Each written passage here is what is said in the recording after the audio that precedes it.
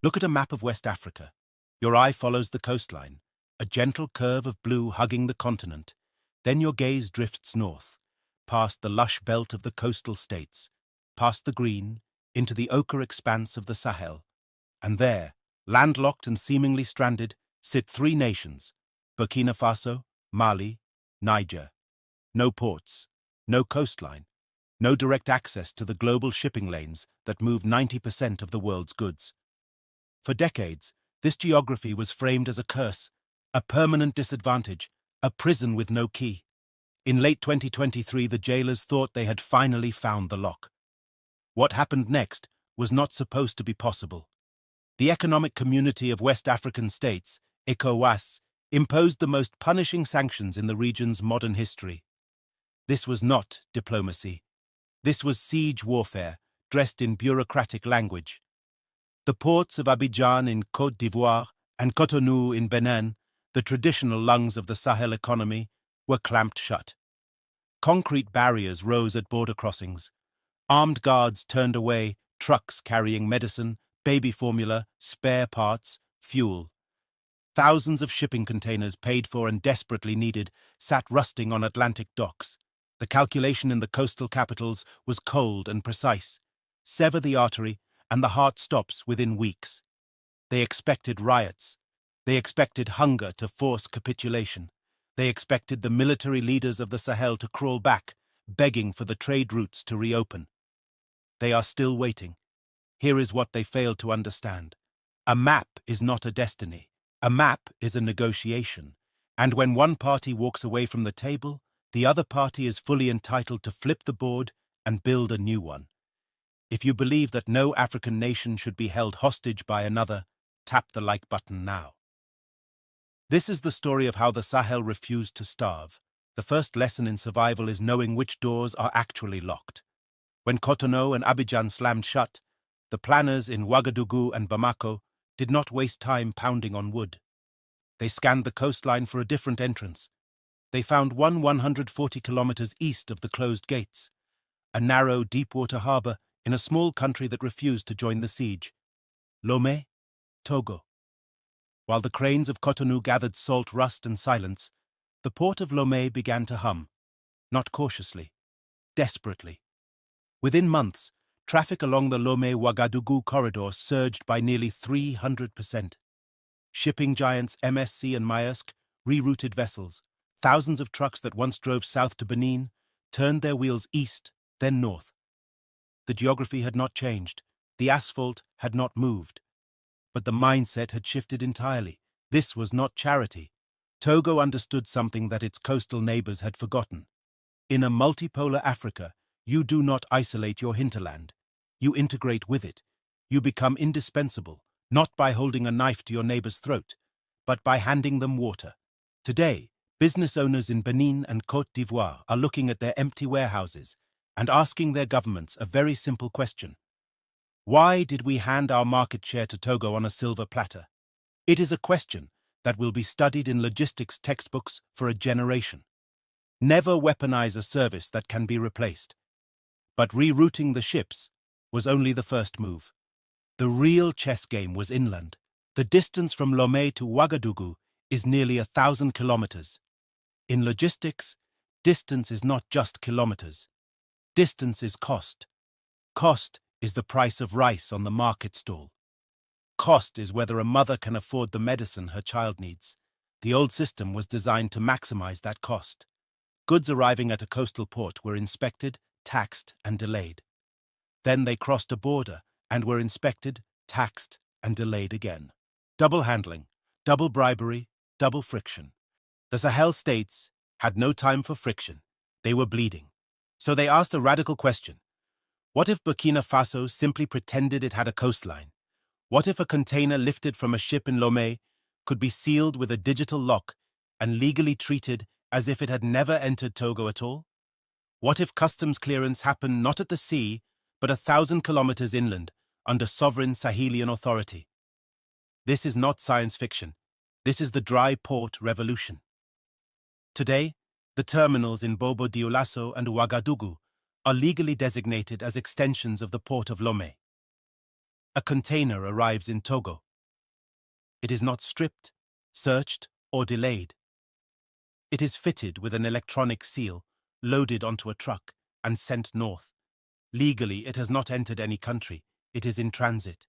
It only officially arrives when it reaches the secure terminal deep inside Burkina Faso. Only then is the seal broken. Only then are duties paid, in local currency to a Sahelian treasury, not to foreign intermediaries.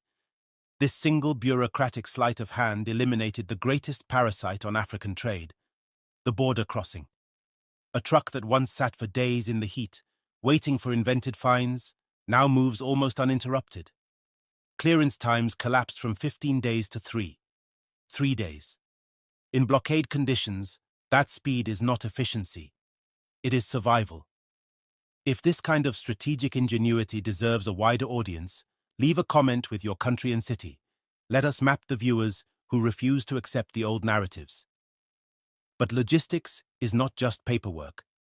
Paperwork does not get ambushed. The road from Togo to the Sahel cuts through territories that have known insecurity for a decade. The armed groups that thrive on chaos understand perfectly what that asphalt represents. It is the artery of the nation. Cut it, and the heart dies. Fuel tankers are not just commercial vehicles, they are high-value targets. Grain trucks are not cargo, they are weapons in a war of starvation. The electronic seal solves the bureaucracy. It cannot solve the bullet. So the commercial convoy had to become a military formation. The lone truck driver, gripping his steering wheel with a prayer on his lips, is a figure of the past. Today the horizon is dominated by something else.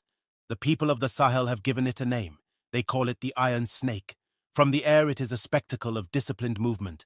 500, sometimes 600 vehicles stretching 10 kilometers, rolling as one organism across the savannah. The fuel tankers, most volatile and most valuable, are shepherded into the center, protected by the heavy mass of grain trucks and container carriers. Flanking this river of steel are the Guardians, rapid intervention battalions of the Burkina Faso armed forces, armored personnel carriers at the front and rear, and above all, the eyes in the sky. Surveillance drones sweep the road ahead, scanning for heat signatures, disturbed earth, the telltale signs of an improvised device. If the snake stops, it is because the sky saw something the ground could not. This is the price of bread in 2026. Every bag of rice that reaches the Ouagadougou market has been escorted by a soldier. Every liter of petrol has been watched over by a drone. Every driver gripping that wheel is a civilian, a father, a son, who knows he is a target and drives anyway. Their courage is the fuel that keeps the nation breathing. When the Iron Snake rolls through a provincial town, the ground shakes. Children run to the roadside. It is a rolling declaration. You are not forgotten. The road is open. The state is here. We must be honest about the cost. Convoy logistics are brutally expensive. A column moves at the speed of its slowest truck. One broken axle, 500 vehicles idle. Fuel consumption for the escort vehicles, maintenance for the armored cars, flight hours for the drones. Every product on the shelf carries this premium, and the road itself is dying. The asphalt corridor was never designed for this pounding. Heavy axles and relentless heat are pulverizing the surface. Potholes are becoming craters. The lifeline is wearing thin. The planners in the Alliance of Sahel states know this. They know you cannot build a thriving industrial economy on wartime logistics. You cannot compete globally if your transport costs are double your neighbors. Asphalt is soft. Asphalt breaks. Asphalt requires constant repair. The future is not rubber on asphalt. The future is steel on steel. The railway project connecting Lomé to Ouagadougou is not a new idea. It has existed on colonial blueprints for a century. A ghost line designed to extract, not connect. But the ghost has been summoned with new purpose. A single freight train can carry the load of 50 trucks. It does not get flat tires. It does not get stuck in mud. It does not fear ambushes in the same way. A rail link is a permanent umbilical cord, fusing the economy of the coast to the economy of the hinterland, in a bond that cannot be severed by a concrete barrier and an armed guard. The investment required is immense, but the cost of not building it has already been paid in the lost billions of the blockade. When that first train eventually rolls into Ouagadougou station, whistle crying across the city, it will mark something larger than an engineering achievement. It will be the final, definitive breaking of the siege. So let us return to the question posed at the beginning. Geography is not destiny. It never was. Geography is the board. The players determined the outcome. The coastal powers looked at the map and saw a prison. They believed they held the keys. They believed that by locking the gates at Cotonou and Abidjan, the Sahel would wither, capitulate, return to the old hierarchies. They forgot something fundamental. Life seeks the light, and when one door closes, a people who have decided they will not starve will kick down another, or build one themselves. Benin and Côte d'Ivoire obeyed the sanctions. They lost their largest market. Togo chose neutrality, partnership, pragmatism. They gained a future. That is not charity. That is arithmetic. What we are witnessing in West Africa today is the birth of a new economic axis. It runs north-south, ignoring the artificial colonial divisions that once dictated who traded with whom and through whom. It is redefining Sahel logistics for the next century. It is proving in concrete terms that sovereignty is not a slogan. Sovereignty is a sealed container moving 1,000 kilometers without a single checkpoint. Sovereignty is a dry port in Bobo-Dioulasso collecting revenue that once leaked into foreign pockets. Sovereignty is a convoy of 600 trucks rolling through the night, watched over by drones and driven by men who refuse to be hostages. As you watch this, somewhere on the dark road between Lomé and Ouagadougou, the iron snake is moving. Headlights cut the dust. The drone watches from above. The driver grips the wheel, eyes scanning the horizon. He is carrying fuel. He is carrying flour. He is carrying medicine.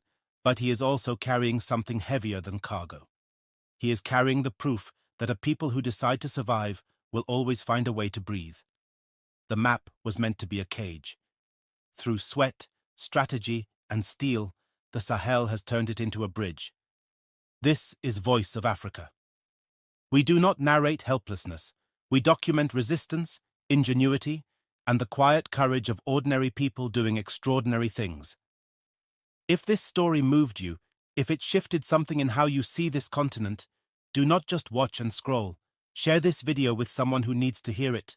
Subscribe and join us every week as we trace the new lines being drawn across the African map, not by colonial cartographers, but by African hands. And tell us in the comments, where are you watching from? We want to see the full map of this community, city and country. Let us show the continent that the Sahel is not alone. The road is open, the convoy is moving, and we are all on it together.